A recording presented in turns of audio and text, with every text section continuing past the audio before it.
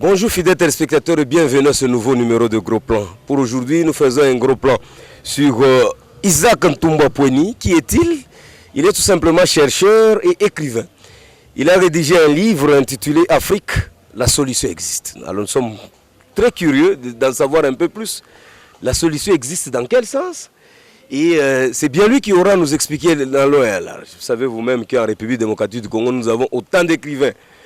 Chacun se distingue à sa manière et aujourd'hui nous nous sommes dit, nous sommes dans l'obligation de nous intéresser à le connaître un peu davantage. Qui est Isaac Ntumba Pweni? Il est chercheur depuis quand? Il est écrivain depuis quand? Pourquoi a-t-il rédigé ce livre? Tentative de réponse, c'est dans cet élément avec Tim Skapangala. Suivons. Afrique, la solution existe. Je vais dire par là qu'il y a une solution qui existe. L'Afrique traverse autant de problèmes. L'artiste musicien Alpha Blondy, il disait que l'Afrique se lamente beaucoup. Et dans les livres ici, je viens dire ça, mais je vais plus loin. L'Afrique doit se limiter à se lamenter. À la place de se lamenter, l'Afrique doit faire quelque chose. Alors l'Afrique, la solution existe. Il s'agit d'un essai, c'est-à-dire un ouvrage de recherche scientifique, préfacé par le grand historien Léon de Saint-Moulin, paix en son âme, de résumé mémoire. Un livre qui contient plus de 270 pages, répartis en 5 chapitres. Nous avons, le premier chapitre nous parle des critères historiques.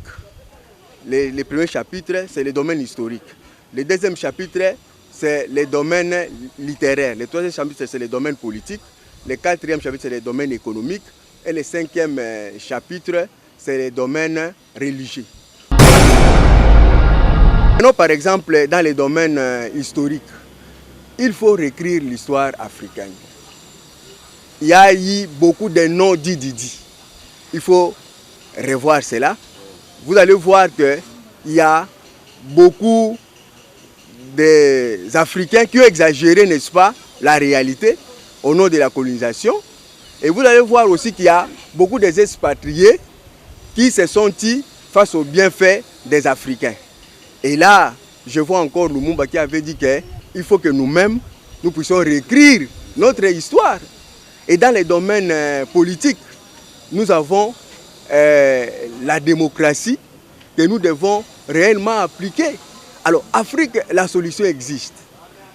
Je vous ai dit qu'il s'agit d'un essai qui retrace la problématique africaine du sous-développement. Les livres proposent la solution comme étant un remède. Nous avons la démocratisation réelle qui se présente comme une véritable solution pour l'Afrique. Et nous pensons que l'unité doit régner. Les États-Unis d'Afrique, les pères fondateurs, en parlant de l'organisation de l'unité africaine, vous voyez, l'unité africaine, c'est toujours l'esprit de l'union qui revient. Et nous avons voulu que ça soit comme ça. Et la solution peut venir quand? La solution peut venir quand il y a du travail, quand il y a la culture du travail, création d'emplois et de richesses. Voilà, c'est ça vraiment la solution. Donc l'Afrique doit cesser de se lamenter. La presse aussi a un grand rôle à jouer. La presse aussi doit présenter une bonne image de l'Afrique à travers le monde. La presse ne peut pas présenter une image là de médiocrité concernant l'Afrique. On présente l'Afrique comme étant les chaudières du monde, comme étant l'enfer. Et on présente les Africains comme étant les damnés de la terre.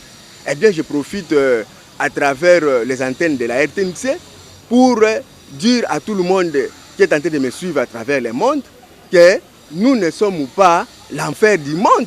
L'enfer, c'est quelque chose de spiritualité. Et nous ne sommes pas les damnés. Nous ne sommes pas les gens qui vivent en enfer. Donc, il y a la solution. Et cette solution-là, je vous ai dit, on doit passer par l'industrialisation de l'Afrique.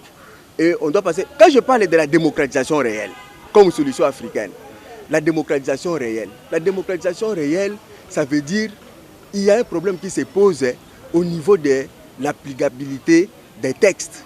Alors, on doit appliquer. Il existe des jolis textes, des beaux textes, mais nous n'appliquons pas ça.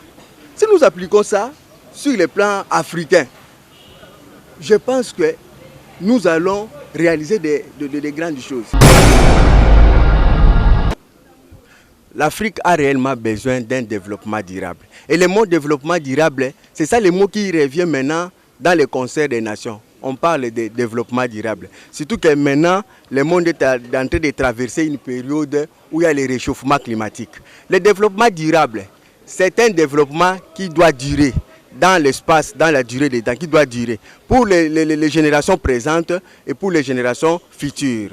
Pour cela, nous devons conserver l'équilibre. Nous devons conserver l'équilibre général, dans la nature. Nous devons respecter l'environnement. Et nous devons aussi faire la prévention des ressources naturelles. Nous consommons en passant aussi à la génération future. Donc nous n'allons pas... J'ai donné un exemple là. Hier avant de venir, il y avait une maman qui disait qu'on puisse couper tous les arbres. Mais vous coupez tous les arbres dans une forêt. Mais vous ne repoisez pas. Là, le problème se pose. On a besoin de l'oxygène. Tout à fait, on a besoin de l'oxygène parce que voilà, maintenant nous sommes devant, nous sommes à la nature ici, devant un arbre. Vous voyez quand nous respirons là-bas, il y a le carbone que nous dégageons, mais nous absorbons maintenant l'oxygène. Donc là, voilà, les gaz carboniques là, c'est pour dire que vraiment la conservation de la nature est très nécessaire. Donc nous devons penser à la génération future. Donc nous devons bien nous organiser. Parce que maintenant, le problème se pose à quel niveau? Si nous consommons tout et que nous ne pensons pas à la génération future, nous serons sérieusement jugés. Il y a aussi des archives. C'est comme ça, pendant que nous sommes en vie, tout ce que nous faisons, nous devons savoir que nous serons jugés par la génération future. Il faut que nous travaillions très bien. Là où vous êtes, évitez la corruption. La génération future qui viendra pensera à vous. Et vous allez baliser même un chemin pour votre futur, votre génération. Et les livres religieux les disent, que ce soit chez les chrétiens dans la Bible, que ce soit chez les musulmans dans le Coran, tout ça, quand vous faites du bien, même votre génération future, ça part à partir de plusieurs générations, jusqu'à plusieurs générations, ils vont profiter de cela, tous ces pays ici-bas. Donc nous devons vraiment nous devons conserver la nature, il y a l'équilibre général là-bas, et nous devons, n'est-ce pas, respecter l'environnement. C'est ça, tout ça qui fait la prévention des ressources naturelles, éviter des déchets, des sachets, tout ça, rationaliser ça. C'est ça qui fait vraiment le développement durable. Okay. Parcourez tous les partis politiques, je ne badine pas, je parle de l'Afrique, je ne parle pas du Congo seulement. Parcourez tous les états-majors politiques de l'Afrique. Vous allez voir, ils ont qu'un seul programme de société, un projet de société. Quel est ce projet de société? La majorité des partis. Vous allez voir tous ces partis-là parlent du développement. Vous allez voir tous ces partis-là parlent de l'unité. Vous allez voir, ça commence par I, union des peuples, ou bien R, rassemblement des peuples, ou bien vous allez voir, là où on ne veut pas parler de développement, on parle de progrès. Et tout tourne autour de la société. Ça signifie quoi? Ça signifie que on ne va plus inventer la roue existe. Tous ces partis politiques veulent aspirer au développement, au progrès.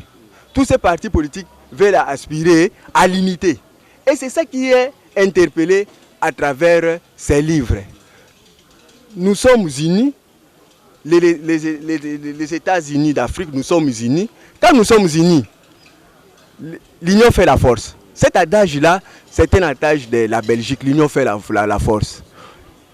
La Belgique entre 80 fois en RDC. Mais voici la Belgique, c'est un État fort au sein de l'Union européenne. Je parlais de la démocratisation réelle, je parlais de l'industrialisation de l'Afrique qui n'est pas impossible. Nous devons industrialiser l'Afrique. Il n'y a pas les moyens qui nous manquent à partir de notre potentialité. C'est question vraiment de bien régulariser ça. Le pape Benoît XVI a dit que l'Afrique est le poumon spirituel du monde. l'Afrique représente les sels du monde. Vous voyez, dans la marmite, dans la cuisine, quand on vous présente quelque chose là qui n'a pas du sel, il n'y a pas la saveur. Voilà. Et nous avons Frantz Fanon qui a beaucoup parlé de l'Afrique, qui a même beaucoup parlé du Congo. Mais nous avons même la reine Cléopâtre, qui était une Africaine, malgré la grandeur de Salomon, malgré sa sagesse, il avait besoin de la reine Cléopâtre. Il est venu s'inspirer. Et vous savez que même ici en Afrique, le peuple d'Israël est venu ici. Jésus a visité l'Afrique. L'Afrique n'est pas n'importe quel continent. Le livre vient d'être imprimé. C'est comme ça que je lance un appel solennel respectueusement au couple présidentiel de parrainer ces livres-ci pour que nous organisons une grande manifestation, une grande cérémonie pour le vernissage du livre. Ça tombe bien maintenant que le président a été désigné par ses pairs, par ses semblables pour diriger l'Union africaine. Son Excellence M. Félix Antoine Tshisekedi Tshilombo. Justement, je donne le numéro de mon conseiller juridique. Il s'agit de Maître Valérie. C'est les 081 603 85 85. Je reprends. 081 603 85 85. Maître Valérie. Et dès que vous les rejoignez, il va vous me les passer. Voilà, il va me contacter. Merci beaucoup, fidèles téléspectateurs. Nous sommes arrivés à la fin de notre émission. Vous avez constaté que pour aujourd'hui, nous avons fait un gros plan sur Isaac Toumba Poeni, qui est chercheur et également écrivain du livre Afrique, la solution existe.